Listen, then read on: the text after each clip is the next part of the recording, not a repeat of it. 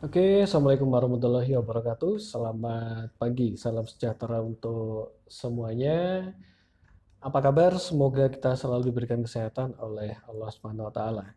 Oke, untuk pertemuan kali ini saya ingin melanjutkan materi kita minggu lalu. Ini saya kemarin sudah menjelaskan tentang tujuan khusus dan umumnya dari sosiometri itu untuk apa. Kemudian kemarin saya juga menjelaskan karakteristik anggota keluarga atau teman yang ideal itu seperti apa, kemudian manfaat memiliki teman yang baik itu juga seperti apa, ya. Nah, untuk pertemuan kali ini saya ingin menjelaskan tipe-tipe teman yang harus kita waspadai, ya. Karena memang yang namanya di pergaulan itu macam-macam teman itu sangat banyak dan semoga materi ini nanti bisa kita jadikan sebagai pedoman dalam bergaul, ya. Oke, ada 6 tipe teman yang sebaiknya diwaspadai. Yang pertama, nah, the blamer atau si tukang menyalahkan. Dari fotonya aja udah kelihatan ya. Dia menunjuk dengan raut muka yang sangat menjengkelkan. Ciri-cirinya, yang pertama selalu menyalahkan setiap orang lain selain dirinya. Kemudian menimpakan kesalahan pada orang lain atas masalah atau kesalahan yang dia sebabkan. Kemudian dirinya harus berada dalam posisi aman, tak peduli benar atau salah, dan nggak peduli sama orang lain.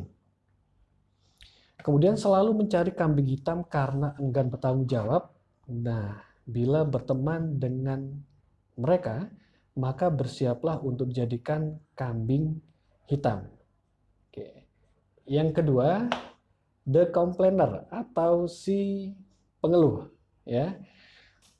Nah, kira-kira kalau si pengeluh ini ciri-cirinya seperti apa? Yang pertama, si pengeluh ini pembawaannya yang kalem dan pendiam, membuat terkecoh dan simpatik kepada dirinya. Tetapi jika ada yang tidak sesuai dengan keinginannya, maka dia mulai mengeluh. Lebih tertarik mendengarkan suaranya sendiri daripada pendapat orang lain. Nah, kira-kira sanggupkah kalian berlama-lama dengan orang yang mengeluhkan hal sepele menjadi sebuah topik yang besar? Yang ketiga adalah the gossiper atau si penggosip. Nah, silakan dicermati ya, foto yang saya tampilkan. Itu paling yang dia sampaikan itu mungkin gini ya, iki rahasia ya, jangan bicara ke orang lain. Sebelahnya juga bilang, ini rahasia ya, jangan bilang ke siapa-siapa. Akhirnya jadi banyak orang yang tahu. Nah, kira-kira seperti apa ciri khas orang si penggosip ini? Yang pertama adalah suka membicarakan orang di belakang. Kemudian ceritanya pasti penuh bumbu dan modifikasi yang menghebohkan. Pasti kita berpikir 1000 kali sebelum menceritakan sesuatu kepadanya kan. Nah, makanya dari itu lebih baik membicarakan atau sharing dengan orang yang terpercaya. Paling gampang adalah dengan keluarga sendiri ya. Pasti dengan orang tua atau dengan saudara atau dengan sahabat yang dipercayai. Kemudian the brainer atau si bergantung. Nah, di depan itu ada foto orang lagi kerja kelompok.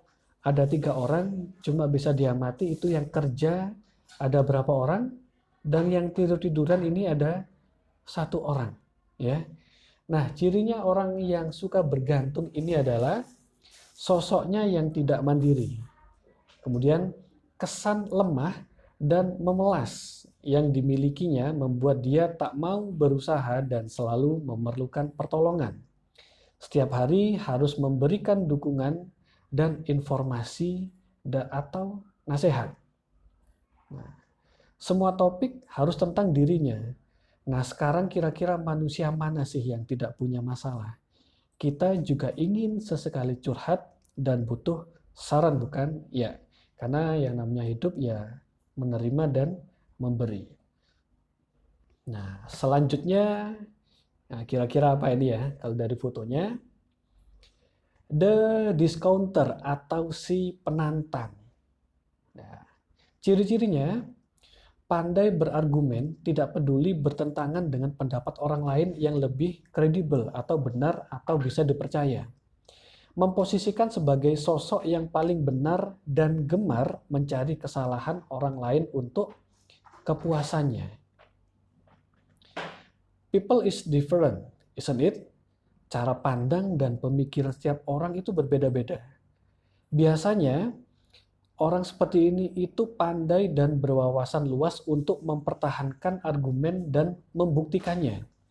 Akan sangat melelahkan jika harus mengobrol atau diskusi dengan orang karena pendapat kita pasti akan dipatahkan atau dibantah sehingga capek sendiri dan memilih jadi pendengar saja.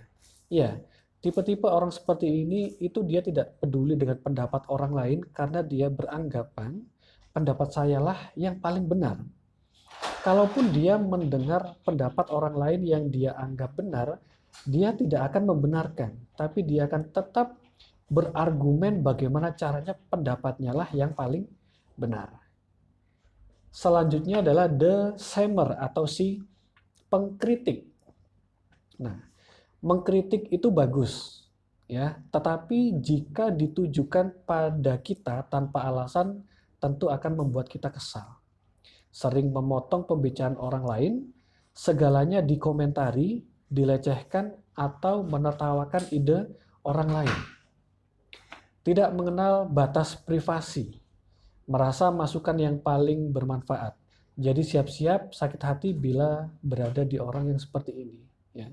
Makanya banyak orang yang bilang itu, hindarilah perdebatan. Karena yang namanya berdebat itu pasti tidak akan ada ujungnya, karena balik lagi semua orang itu punya pemikirannya masing-masing, punya pendapat masing-masing. Nah, yang paling bisa kita ambil pelajaran dari sini adalah lebih baik kita belajar untuk saling menghargai walaupun pendapat orang lain berbeda dengan kita. Nah, memang tidak dianjurkan untuk memilih-milih teman dalam pergaulan. Namun, ada baiknya jika kita bisa lebih selektif dalam menentukan pilihan pertemanan. Karena lingkunganmu mempengaruhi perilakumu. Ya, betul. Kita dibentuk oleh lingkungan. Oleh karena itu, marilah kita memilih dan membentuk lingkungan yang kondusif dan lingkungan yang positif. Nah, jadi tadi saya sampaikan ada 6 tipe orang-orang yang patut diwaspadai. Ini adalah sebagai wujud kita untuk antisipasi, karena kita sebagai makhluk sosial ini tidak bisa dilepaskan dari yang namanya pergaulan. Oleh karena itu, kita harus bisa menempatkan diri, memilih lingkungan yang positif juga agar perkembangan sosial kita juga sangat baik. Nah, sekarang kalian silahkan menjawab 3 pertanyaan ini yang sudah saya share juga di classwork. Silahkan diisi word-nya. Pertanyaannya ada 3. Yang pertama, menurutmu kalian ini teman yang seperti apa? Yang kedua, kalian menginginkan teman yang seperti apa? Dan yang ketiga, apa usaha kalian untuk memperoleh teman yang sesuai dengan keinginan kalian? Nah, silahkan jawab pertanyaan ini dengan sejujur-jujurnya dan sesuai dengan pemahaman dan pengetahuan yang kalian pahami. Oke, cukup sekian materi yang bisa saya sampaikan. Semoga materi ini bermanfaat untuk kita dan untuk orang lain semuanya. Terima kasih. Wassalamualaikum warahmatullahi wabarakatuh. Wes. Upload.